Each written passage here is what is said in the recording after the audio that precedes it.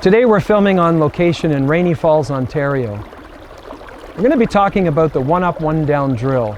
The one up, one down drill is a very basic drill to help you get started and get you on your way to minimize the risk in a dangerous situation with a knife. Okay, we're going to start in workshop mode here, and we're going to have a look at this drill just off a basic punch so we can learn how to move around and maneuver ourselves around the body. So if we look at the punch that extends out here, we don't want to block the punch, and there are some circumstances where you can actually come out with your palm and stay away from the blade, and there's other times when you're going to be in closer, you're going to use your forearm. So today we're going to focus on the forearm, and for beginners all you're doing is minimizing your risk. For somebody who knows what they're doing, they're probably going to get cut, but they're going to minimize it and zone it to where they feel they want to be cut to minimize the risk of death or serious injury. So we're going to keep this, for beginners, we're going to look at the forearm. The forearm is a large area to maneuver around the knife. But we don't want to look at things that are very complicated today. We're going to keep it very basic. So what we're going to do is we're going to come in, and right now we're going to avoid what we call the octagon, and we're just going to look at the drill and just kind of dissect the drill in its basic form. And those of you that watch the tape on the octagon will be able to move and minimize the body mass and the risk with the blade and the zone cutting areas and so forth. But right now we're going to have a look at, as I mentioned, the forearm just blocking. Sometimes you have to minimize which risk is more. So for a beginner, the worst thing is the blade. So the first thing we want to do is get to the side as quick as we can. Try not to be in too close to the body. When you're in close to the body, it means that you've made a decision that you're going to go for it. So at this point, we just want to try to keep the blade away from us and learn that drill. So from now, what we're going to do is we're going to turn sideways, keeping our contact point in the center, blocking with a large surface, having the second hand come out.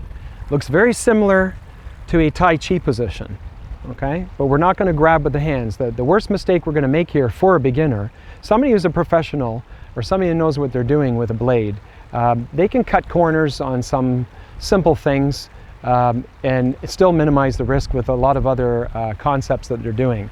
But right now we're going to focus on just blocking. So we're going to come in here, create a shield, and in this particular instance, the left hand is going to rotate and the right hand is going to come up. So again, we don't want to reach out and grab this with our hands because they'll instantly pull back and stab and cut your fingers off. We don't want that to happen. So we're going to come here, and once this block or this shield is in place, we know that we're safe for a split second. We're going to rotate the hand, the left hand in this case. The right hand at the same time is going to come out here. So this is called the one up, one down drill. We've got one up and one down. The reason why we don't want to come out and block with two hands is because the blade could slip underneath and cut. So keeping in mind again, in a combative situation, what's going to happen is it's going to be a 1, 2, 3, 4, and it won't stop. We've got to hold the arm out and break it down so that we can look at its basic form. So again, we'll have it come out slowly. Block, one up, one down. And then we're going to both go back to where we were, taking a step back. And then he's going to come back with a backward, on the same hand, a cut this way. We're going to turn this way and do the exact same thing, one up, one down. And we're going to practice this. We'll try it again. We'll just position ourselves a little bit back. I'll go back here. And so it comes in, block, one up, one down. Okay? Then I'm going to go back to position. He then goes here, I go one up, one down. Then get to the point where you can do the drill with the blade in your hand. So block, one up, one down. And then when we go back to position, you'll notice that as he takes a step back, I'm cut. But we don't want to worry about the intricacies of the thing being too high level here. We want to look at the basics.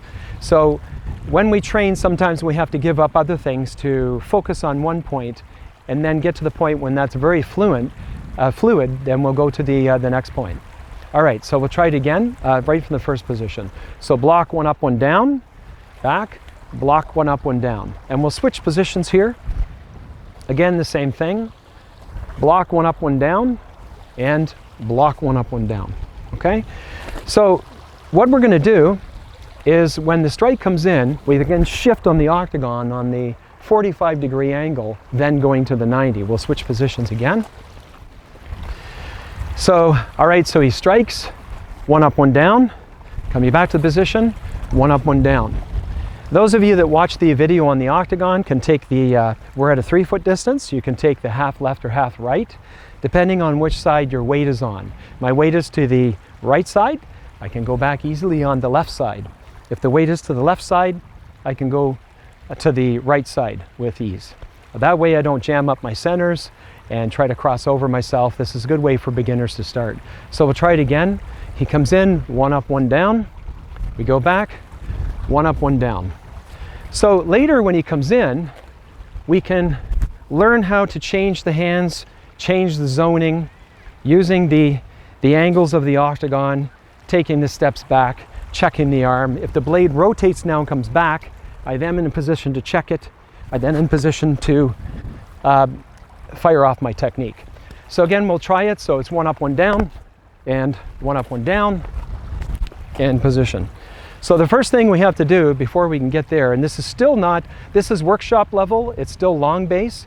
It's not something that is knife fighting. It's not really defending against the knife at the level we want to be, but sometimes we have to eat an elephant one bite at a time. So we'll take a look at this again without the blade. And the strike comes through, one up, one down, you're checking the elbow. And again, he comes the other way, one up, one down. And if he had the blade in his hand, and he came in and I checked them both one up, watch what happens here. The blade will go underneath and it will cut me, okay? Now there may be some instances where people you might see in different art forms come in this way, but they're also moving their body out of the way. They're rotating their arm with their foot. That would be the video on triangular alignments that you would want to watch to understand that. That would give me the distance to move and then take the space. So a good thing to do is before you have the weapons in your hand is to practice that drill on its first level basis, because when you're coming in here, you have to keep in mind that there's headbutts, there's a secondary strike, there's all kinds of things happening. For example, if we just switch the position here and we just used a normal block on his left side, a lot of times people think they're going to block a blade and then do some sort of movement and come off of it. But watch what happens when you're using a triangular alignment for power, the way somebody would use it for boxing. Problem is, yes, you can get cut, but the blade is also a hook. And we often ponder which is more powerful, the shield, which is your hand, or the checking side of the body, or the blade. Well, they're both the same, really. Because if I'm attacking with the blade, I'm vulnerable. If I hold a shield all day, like a Roman gladiator, and I'm just holding my weapon back, and I don't strike, there's only so long you can hold a shield up. So they both work hand in hand. So as he's blocking, what can happen is my triangle in my foot will turn towards this blade, my body will drop, and that's where I'm going to get a lot of my ki or my body unit together. So let's have a look at that. He comes in, he blocks it when he sees it, and that's just going to get him cut because the power will pull off of this blade, and it's not pulling back with my arm. My arm is just actually not moving, it's my triangle. So my triangle just moves this way. So my ball of my foot rotates in line with this line here, triangular alignment, and it turns. The same thing can be done with the hands. If I come up with an obstruction here, then I can, instead of pull with my hands, I can pull with my triangle, and what we call a retraction side of the body pulls the projected side. So again, that's another theory we'll get into later. But so when I compress my body, it will pull rather than just pulling with the hands, taking on another punch and doing this kind of thing. So if you're in an art form that works with weapons, no matter what style, you might do a similar drill like this here, where it's just the hands moving around, learning how to move the hands with the weapon, ignoring the weapon for the time being, understanding where your shield is, where your weapon is, knowing that when you block or you move, in between certain cadences, you can change the blade and come in a different format towards the opponent.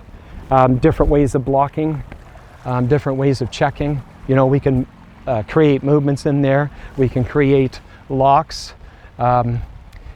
We can also use the knife in a cutting edge, or we could use the knife in a gripping edge. And as we do that, we're zoning and also using our feet to zone in and create issues in the body. In this case, our knees are touching. So instead of striking, I would cut through this area and then come back in with the blade, and whatever is going to take place after that. Okay, so on the street, you don't have training knives. You have real blades, lock blades, different types of weapons. Sometimes somebody might make a shank. We've heard of that expression before, or they could be just filing down a credit card or some sharp object, and you're not ready for it, and so you're going to get cut. But when we take a look at a real blade situation, if you're facing somebody, a lot of times you won't see the blade in their hand, and immediately the blade comes out.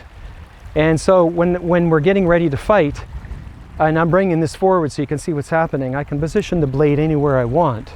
So as the strike comes in, he's cut once, he comes here, as I rotate, he's cut twice, and he's cut again. And then I take position. So being a spiritual person, I'm not really into that. I find that these days with martial arts, there's a lot of aggression. A lot of people are training to learn how to fight. My belief is that I train just as hard to try to win the battle as I do to not win the battle. So therefore, my frame of mind is constantly in the here and now. My mind is just still, and it's an expression that we use. We just rest in it. That way, you know, as I mentioned, your mind is clear. You're not going to overemphasize attacking somebody to cause a serious problem, and you're not open and being vulnerable because you have fear. So you just remain in the middle and you rest in it. And when I say rest in it, I mean your spiritual side of you rests in it. And that's the best way of handling combat. You know, there's an old Japanese saying that I heard before that it's about handling the opponent inside you before you can handle the one on the battlefield.